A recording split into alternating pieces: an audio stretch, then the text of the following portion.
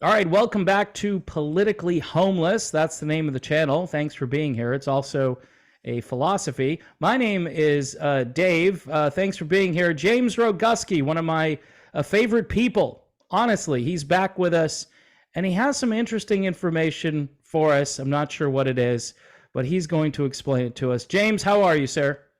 I'm doing great, Dave. And we haven't done this officially, but I count myself as a charter member of the Politically Homeless Club. And Amen. so, thanks for having me. And so, I'm just going to dive right in, share my screen. And so, you let me know if this is in alignment with any of the things that you're thinking, because we have not had a chance to talk about this.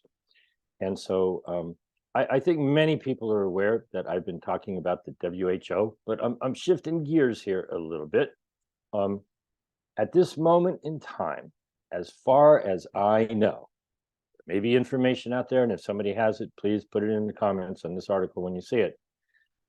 Zero presidential candidates, zero members of the Senate, and only 53 members of the House of Representatives, yeah, big goose egg, have publicly voiced their support for the WHO Withdrawal Act. Okay. Wow. Maybe they're towing the party line, but it's a real simple thing. I'll scroll down here.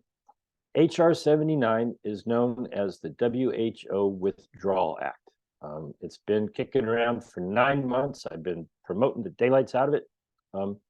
These folks, Andy Biggs and Representatives Perry, Miller, Massey, and Rosendale, as you can see right here, this is the whole damn bill. I think even candidates for political office can understand this piece of legislation, right? It's Yep. a page and a half long, and it essentially says we're going to withdraw the United States from the WHO. Most people don't know that the WHO has a constitution, right? It does not supersede the United States Constitution, but there's details we can talk about.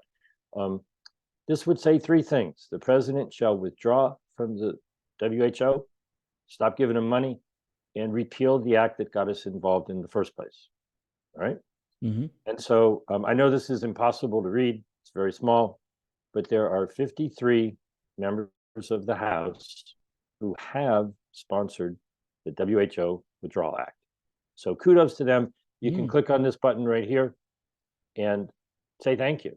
Yeah. And give them your support. Okay. Not one Democrat, not one independent, not one senator from either party has chosen to copy that and submit it into the Senate, because you need companion legislation in the Senate. And so I want people to take action. And this is a crowdsourcing request. Okay. I know this is kind of small and difficult to read, but it's a very simple request. I'm going to provide a resource that has access to all of the people who are running for office, all of the presidential candidates, all of the congressional and Senate candidates, all of the statewide candidates. Dave, have you ever heard of something called the Green Papers? Yes. Yes, I have. Okay. The Green Papers is really, really green in color. It's not about the Green Party or the Green New Deal or anything like that. It's just vibrantly green. Okay. Mm-hmm. And I've listed all of the different states. What they do is they show which candidates have filed to run for office. Now, Right. you don't get those reports or notices in the nightly news or in the newspaper. It's really, really hard for candidates who are running for office who are not incumbent to get any kind of traction. Okay. And so I'll click here and hopefully this will work and you can see it on the screen. This is their vibrantly green Yes.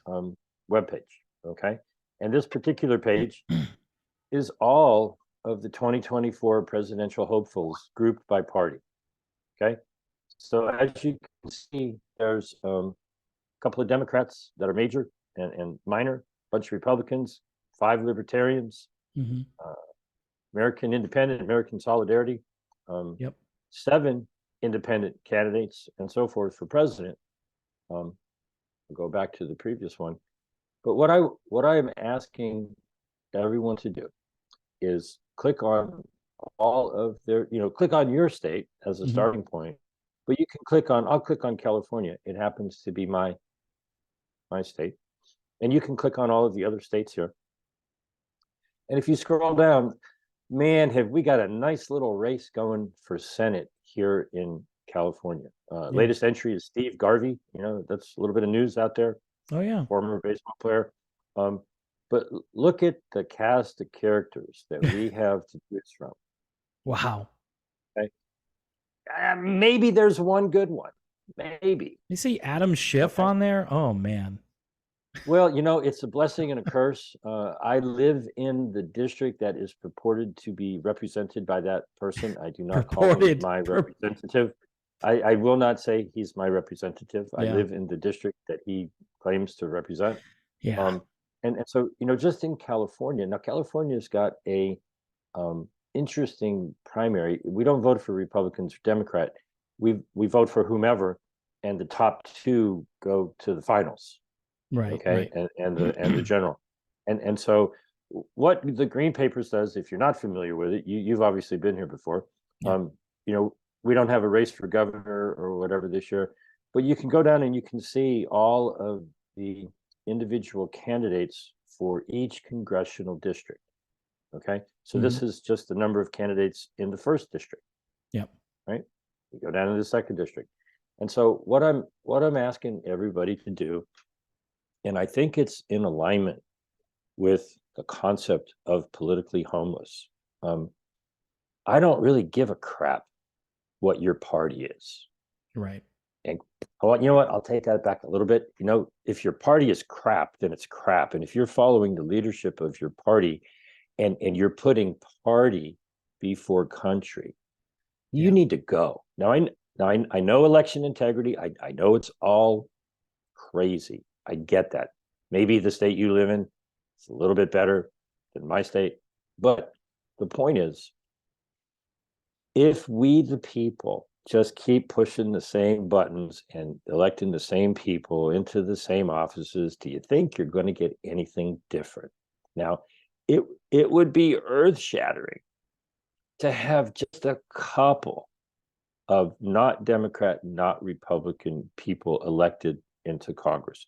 Earth-shattering. Amen. Yeah. Okay. In many other countries. Okay. Whether people are running for president, Senate, House, whatever other thing, I'm a nuanced kind of guy, right? It's like it's not a one-word answer for anything, but on any given issue, you know, you make a decision. Are you, if someone's running for the House of Representatives, I gave you a list of all of the members of Congress who have sponsored the WHO Withdrawal Act. From now until the primaries and then until the general election, it's really simple from an individual man or woman's perspective. You know, I see that you're running for office, but I don't see your listed, your name listed here on the people who are supporting getting out of the WHO. So I guess that means you're a globalist, right? Yeah. Let me go see if there's somebody else running, because you're not doing what I want you to do. You're supposed to represent me. And I think there's a lot of people like me in your district.